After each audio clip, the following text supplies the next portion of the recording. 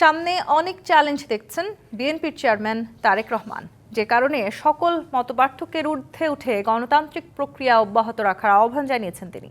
বলেন, মতপার্থক্য যাতে মতবিভেদ তৈরি না করে, একই সঙ্গে 5ই আগস্টের আগের পরিস্থিতিতে ফিরে যাবার সুযোগ নেই বলেও মন্তব্য করেন তিনি। আর স্বাধীন সাংবাদিকতা নিশ্চিতে বিএনপির বিশেষ ভূমিকা চান গণমাধ্যমের প্রতিনিধিরা।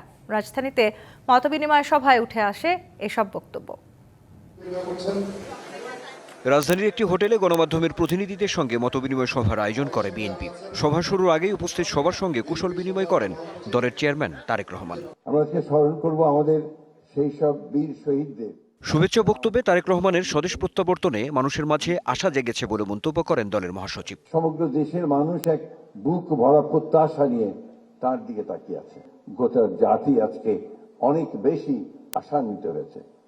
আশান্বিত হয়েছে এই জন্যই যে এবার একটা সুযোগ সৃষ্টি হবে, সত্যিকার অর্থেই একটা উদারপন্থী গণতান্ত্রিক একটা ব্যবস্থা আমরা এখানে সৃষ্টি করতে পারবো।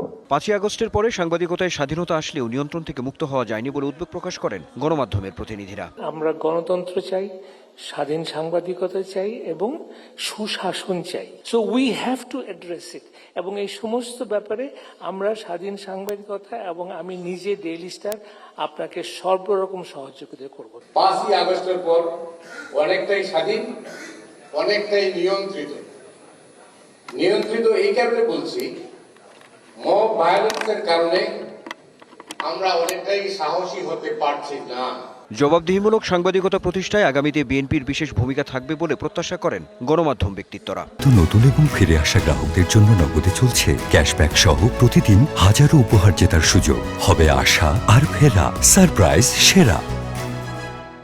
তারেক রহমান সাহেব যদি ক্ষমতা আসেন, তাহলে উপস্থিত সাংবাদিকদের যারা পরিবার আছেন এবং যারা আছেন তাদের পেনশনের ব্যবস্থা করবেন সর্বজনীন সরকারের আইনের ভিত্তিতে। কোনো রাজনৈতিক দল যদি বিশ্বাস করেন, মানুষকে বলেন যে তারা গণতান্ত্রিক রূপান্তর চান, তাহলে একই সঙ্গে তার দায় দাঁড়ায় তার সেই গণতান্ত্রিক রূপান্তরে সহযোগিতা করবার জন্যই গণতান্ত্রিক সাংবাদিকতার পরিবেশ নিশ্চিত করা। সামনে অনেক চ্যালেঞ্জ আছে জানিয়ে সকল মতপার্থক্যের ঊর্ধ্বে উঠে গণতান্ত্রিক প্রক্রিয়া অব্যাহত রাখার আহ্বান জানান বিএনপি চেয়ারম্যান। সামনে আমাদের অনেক কঠিন চ্যালেঞ্জ আছে, আমাদের মধ্যে বিভিন্ন রকম মত পার্থক্য আছে। সমাজের সকল মানুষের কাছে আমি একটি বিনীত আহ্বান রাখতে চাই, আমাদেরকে যে কোনো মূল্যে হোক ডেমোক্রেটিক প্রসেসটা চালু রাখতে হবে।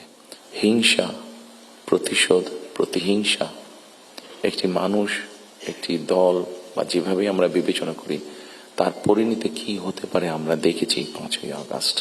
তরুণ প্রজন্ম অনেক প্রত্যাশা নিয়ে আছে বলেও মত দেন তিনি। সরকারে গেলে কিছু পরিকল্পনার কথাও তুলে ধরেন তারেক রহমান। তরুণ সমাজের সদস্যদেরকে, সেটি গ্রামে হোক সেটি শহরে হোক, বিভিন্ন জনের বিভিন্ন কোয়ালিফিকেশন বা শিক্ষা ব্যাকগ্রাউন্ড আছে, সেটার উপরে বেস করে আমরা ভোকেশনাল টেকনোলজিক্যাল ইনস্টিটিউশনকে আমরা মডার্নাইজ করতে চাই। বাংলাদেশের যে হাফ পপুলেশন নারী, তাদেরকে ঘিরে, এবং সেটি হচ্ছে ফ্যামিলি কার্ড। ফ্যামিলি কার্ডের মাধ্যমে ইটস নট যে একটা ফ্যামিলি কার্ড যে নারী পাবে যেটা টাকার হিসাবে হতে পারে অথবা এসেনশিয়াল ফুড আইটেমের হিসাবে হতে পারে। সাংবাদিকদের বিভিন্ন মতামতের উত্তরও দেন বিএনপি চেয়ারম্যান। গণমাধ্যমের কাছে পরামর্শের পাশাপাশি গঠনমূলক সমালোচনাও আশা করেন তিনি। আপনাদের কাছ থেকে এমন সমালোচনা আমরা পাই যাতে আমরা দেশের মানুষের যে সমস্যাগুলো আছে সেই সমস্যাগুলো যাতে আমরা সমাধান করতে সক্ষম হই। Anwar Hossain, DBC news, Dhaka.